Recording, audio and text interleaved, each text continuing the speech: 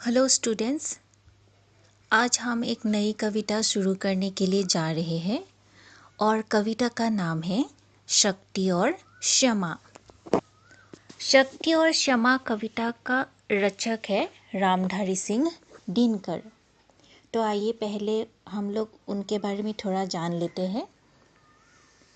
रामधारी सिंह दिनकर राष्ट्रीय भावनाओं के मुखर गायक कवि रामधारी सिंह दिनकर का जन्म सन 1908 को बिहार के मुंगेर जिले के सिमरिया गांव में हुआ था।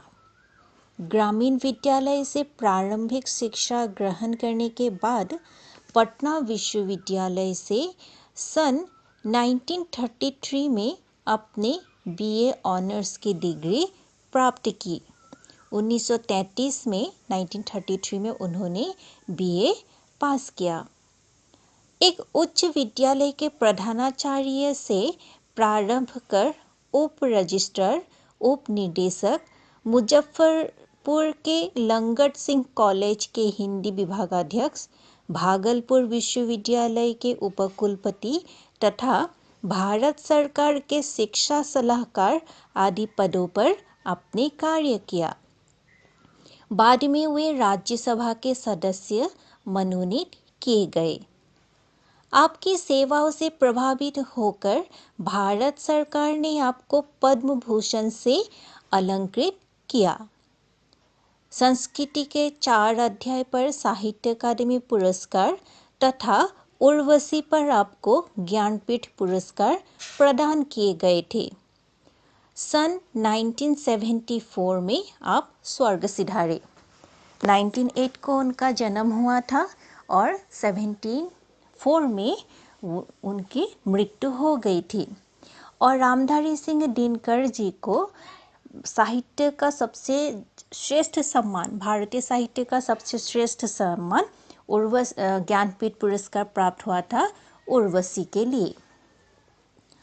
युगचारण दिनकर जी एक विचारक तथा प्रगतिशील कवि थे। आप ओज के कवि माने जाते हैं। ओज मतलब उत्साह के, वीर के, ओज के कवि। शायद से मैंने आप लोगों को पहले ही बताया है कि साहित्य की जो रचना शक्ति होते हैं उनमें शब्द की 3 शक्तियाँ होती है। ओज, माधुर्य और प्रसाद, तीनों के अलग अलग गुण होते हैं। ओज मतलब उत्साह। तो रामधारी सिंह दिनकर जी की जो रचना थी, जो कविता थी, उसमें उत्साह भरी हुई थी। आपको राष्ट्रकवि का सम्मान प्राप्त था। रेणुका, हुंकार, रसवंती, सामधेनी, नीलकुसुम, कुरुक्षेत्र, रश्मिरथी, उर्वशी, परशुराम की प्रतीक्षा, चक्रवाल आपकी काव्य कीर्तियाँ है। आपकी भाषा सरल एवं स्पष्ट है। रामधारी सिंह दिनकर जी की जो रचना है यहाँ शक्ति और क्षमा, इसके द्वारा कवि ये समझाना चाहते हैं कि शक्ति और क्षमा दोनों एक साथ जुड़े हुए होते हैं। क्षमा उसको ही मतलब शोभा देते हैं जिनके पास शक्ति होती है। या सिर्फ विनम्र रहने से ही लोग आपको कायर भी मान सकते हैं। तो आपको समय के साथ आगे बढ़ने के लिए दोनों गुणों को एक साथ अपनाना पड़ेगा और उसका उदाहरण भी कवि ने इस कविता के माध्यम से दिया है।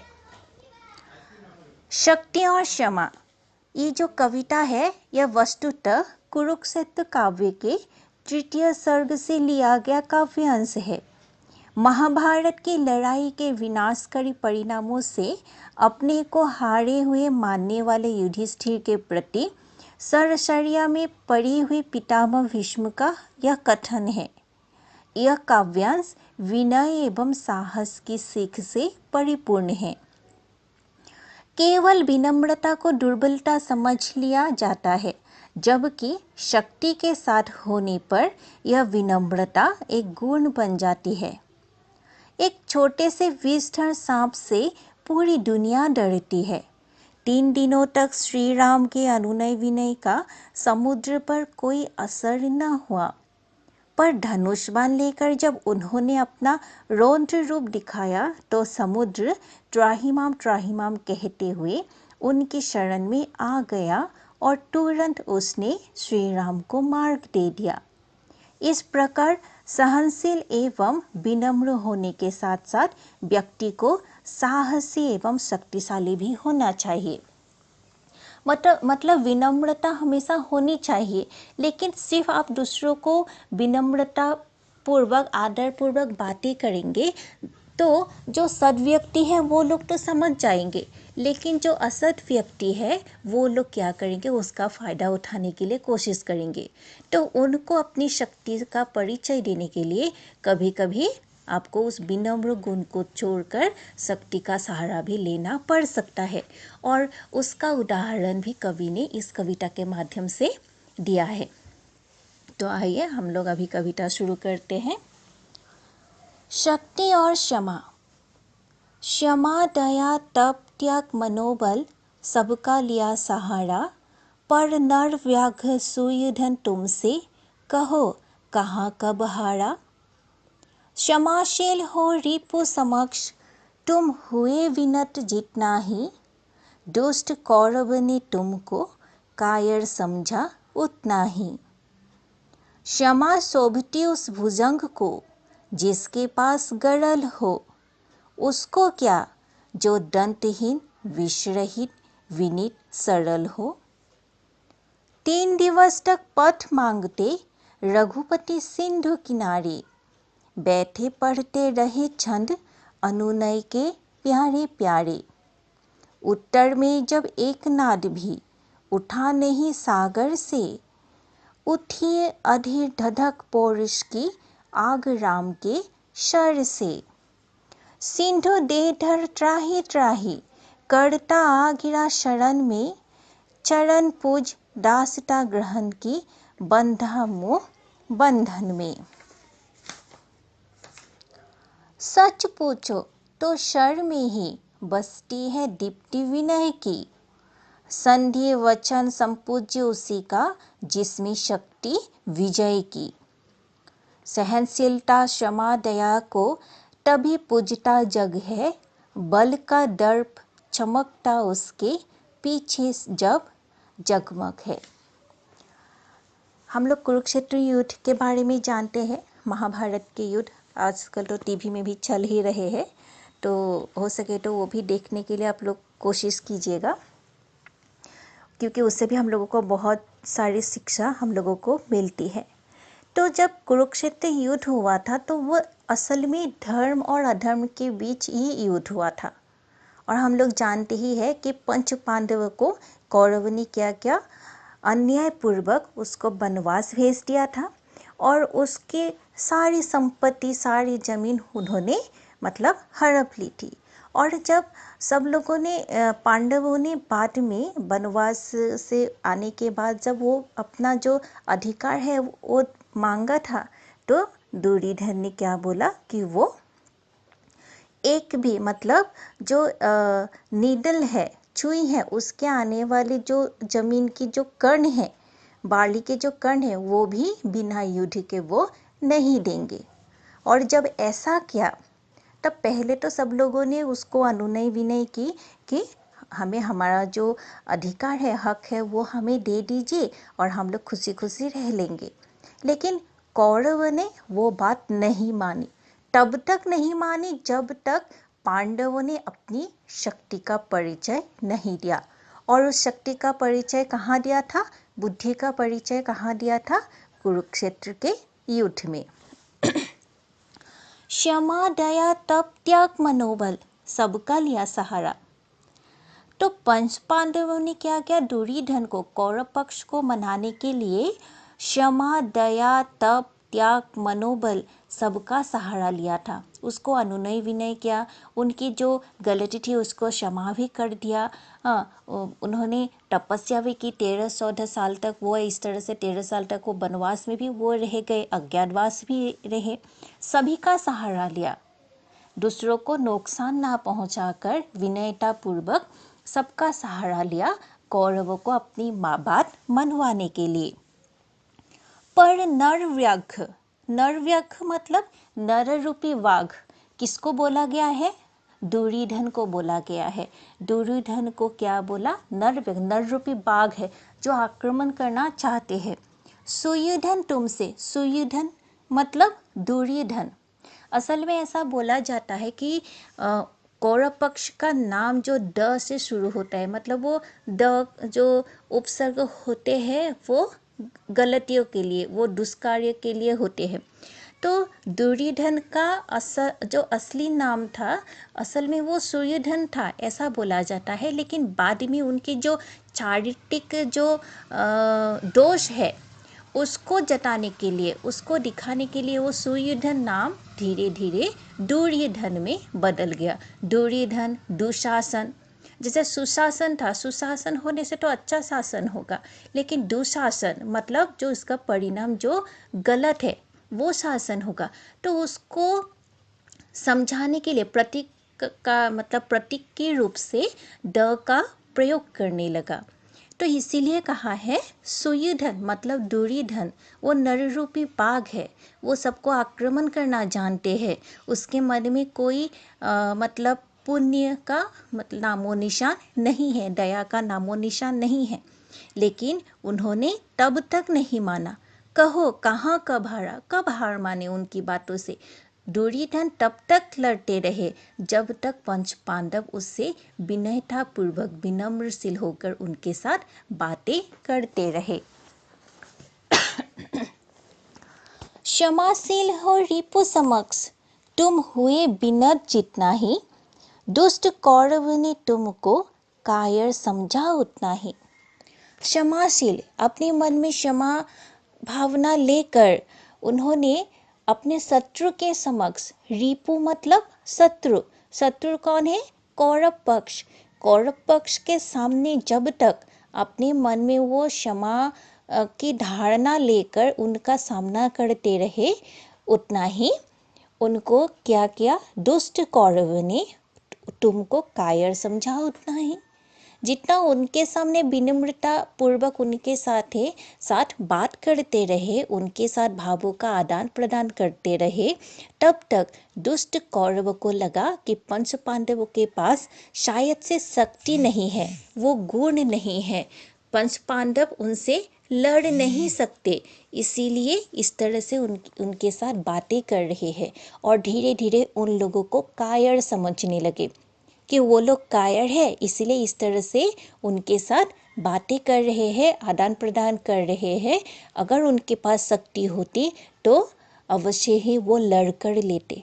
असल में उनके पास शक्ति नहीं है, इसीलिए ये लोग इस तरह से हमारे साथ बातें कर रहे हैं, क्षमाशील हो रहे हैं, वो लोग विनम्रता पूर्वक हम लोगों के साथ व्यवहार कर रहे हैं।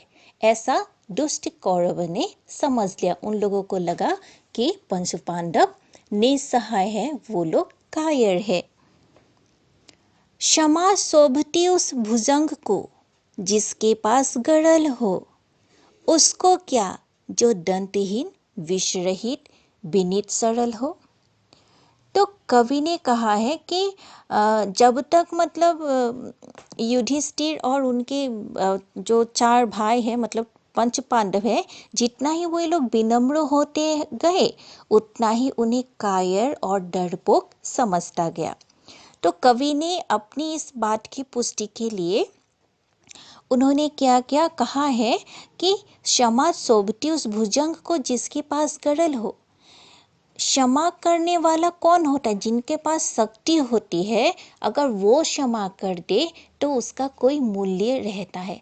लेकिन जिसके पास कोई शक्ति ही नहीं होती है, उसकी क्षमा का कोई मूल्य ही नहीं होता, क्योंकि उनके पास कोई दूसरा ऑप्शन नहीं है, कोई दूसरी मतलब सुविधा नहीं है, इसलिए उसको मजबूरन क्षमा करना पड़ता है। एक तो होता है वो, उसका कोई मूल्य नहीं होते है सामने वाले को। लेकिन जिनके पास शक्ति होती है, बहुत ज़्यादा बहुत कुछ कर सकते हैं, फिर भी अगर उन्होंने माफ़ कर दी तो उसका मूल्य बढ़ जाते हैं। इसीलिए कवि ने कहा है कि क्षमा उस भुजंग, भुजंग मतलब सर्प, सांप को, उस सांप को शोभा देती है जिसके पास गड़ल हो, जो बहुत ही मतलब विषैला हो, जिनके पास गरल है, अगर उन्होंने बिना डंक मारे आपको छोड़ दिया तो मान लो उस सांप की मतलब वो ये उनकी बड़प्पन होगी कि उन्होंने आपको माफ़ी कर दी। उसकी माफ़ी की मतलब वैल्यू होते हैं, मूल्य होते हैं। लेकिन उसको क्या, जो दंतहीन विष रहित विनीत सरल हो, लेकिन उनको क्या फर्क पड़ता है, जो दंतहीन होते हैं, जिनके विषैला दांत नहीं होते हैं, जिनके पास कोई विष नहीं होते हैं, जो सरल होते हैं, मतलब ऐसे भी सांप होते हैं जिनके पास मतलब दांत नहीं होंगे, जिनके पास विष नहीं होंगे। अगर उस सांप ने आपको मतलब छोड़ दिया है तो उसका कोई क्या फ़ायदा है। वो अगर इस तरह से मतलब सांप ने आप पर आक्रमण कर भी दिया होता तो भी कोई प्रभाव नहीं पड़ता। तो इसलिए जब उन्होंने आपको छोड़ दिया तो उसका कोई मूल्य ही आपके पास नहीं होता है। असल में कवि ने ये समझाने के लिए कोशिश की है, क्षमा भी उनको ही शोभा देते हैं, उनकी क्षमा का ही मूल्य होता है जिनके पास आपसे प्रतिशोध लेने की शक्ति भी होती है। तो इसी बात की पुष्टि के लिए उन्होंने रामायण के जो श्री राम है, दशरथ पुत्र श्री राम है, उनको भी लेकर आए हैं। 3 दिवस तक पथ मांगते रघुपति सिंधु किनारे, बैठे पढ़ते रहे चंद अनुनय के प्यारे प्यारे। तो श्री राम सबके मतलब मर्यादा पुरुषोत्तम श्री राम है, दशरथ पुत्र श्री राम। तो उन्होंने जब मतलब सीता को रावण के मतलब नगर से उद्धार करने के लिए कोशिश की थी, तो हमारे भारत और लंका के बीच विशाल समुद्र खड़े हो गए थे। तो एक मानव होने के नाते उस समय उस समुद्र को पार करने का कोई सहारा ही नहीं था। इसीलिए श्री राम ने क्या किया, 3 दिन तक पथ मांगते मतलब रास्ता मांगते हुए कि इस सागर को किस तरह से पार किया जाए। तो समुद्र देवता को पूजा करते हैं और उससे कोई राह निकालते हैं। तो ये सोचकर श्री राम ने 3 दिन तक क्या किया, रघुपति सिंधु किनारे, नदी के किनारे बैठकर 3 दिन तक लगातार समुद्र देवता को पूजा करते रहे। बैठे पढ़ते रहे चंद अनुनय के प्यारे प्यारे। बहुत ज़्यादा अनुनय विनय क्या कि हे समुद्र देवता, आप प्रकट होकर हमें उचित मार्ग दिखाइए कि हम लोग किस तरह से रास्ता पार कर सकते हैं। उत्तर में जब एक नाद भी उठा नहीं सागर से, उठी अधीर ढधक पौरुष की आग राम के शर से। लेकिन श्री राम तो इतने मतलब विनयशील थे, इतने शक्तिशाली भी थे, लेकिन वो तो भगवान के अवतार है, लेकिन फिर भी उन्होंने जो अपना मानव जीवन है उसको ध्यान में रखते हुए एक साधारण मनुष्य की तरह ही उन्होंने समुद्र देवता को अनुनय विनय की थी। लेकिन उसके अनुनय विनय को सुनकर समुद्र देव को लगा कि शायद से श्री राम के पास वो शक्ति नहीं है। इसीलिए वो घमंडी बन गए, अहंकारी बन गए कि देखो खुद भगवान के अवतार ही मुझे पूजा कर रहे हैं, मुझे अनुनय कर रहे हैं।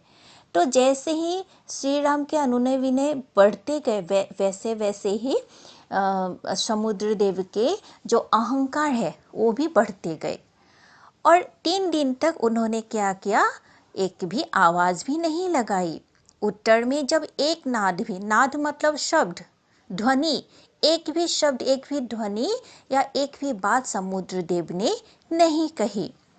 उठी अधीर ढधक पौरुष की आग राम के शर से। तो श्री राम को गुस्सा आ गया, क्रोधित हो गए। उनको मतलब ऐसा लगा कि देखो मैं 3 दिन तक उससे पथ मांग रहा हूँ, लेकिन उन्होंने मतलब कुछ भी नहीं किया है। अब मतलब ये जो अनुनय विनय की जो परिक्रमा है उसको खत्म करते हैं और अपनी शक्ति का परिचय देते हैं। असल में श्री राम के पास शक्ति थे, लेकिन हर जगह शक्ति की मतलब व्यवहार नहीं की जाती, तो अपने विनम्रता को साथ में लेकर चलना पड़ता है। इसीलिए जब बोला समुद्रदेव को और उन्होंने नहीं माना तो श्री राम गुस्से में आ गए और उन्होंने बाण छोड़ने के लिए फैसला किया कि एक बाण मार देते हैं और पूरा समुद्र क्या हो जाएगा, सूख जाएगा।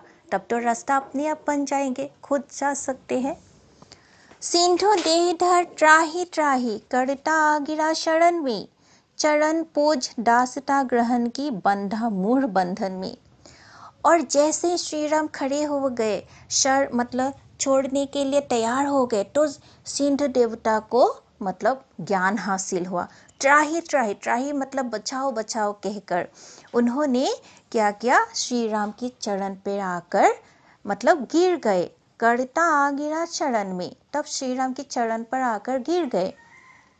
चरण पूज दासता ग्रहण की बंधा मूढ़ बंधन में, और उन्होंने कहा कि मैं आपके मतलब सेवक हूँ, आप मतलब मुझे माफ़ कर दीजिए। आपने मुझे अनुनय विनय किया था तो मुझे लगा मतलब मैं सबसे बड़ा ताकतवर हूँ, मैं घमंडी बन गया था, लेकिन मेरा घमंड अभी चूर चूर हो गया है और मैं आज आकर आपके चरण पर आकर गिर गया हूँ, आप मुझे माफ़ कर दीजिए।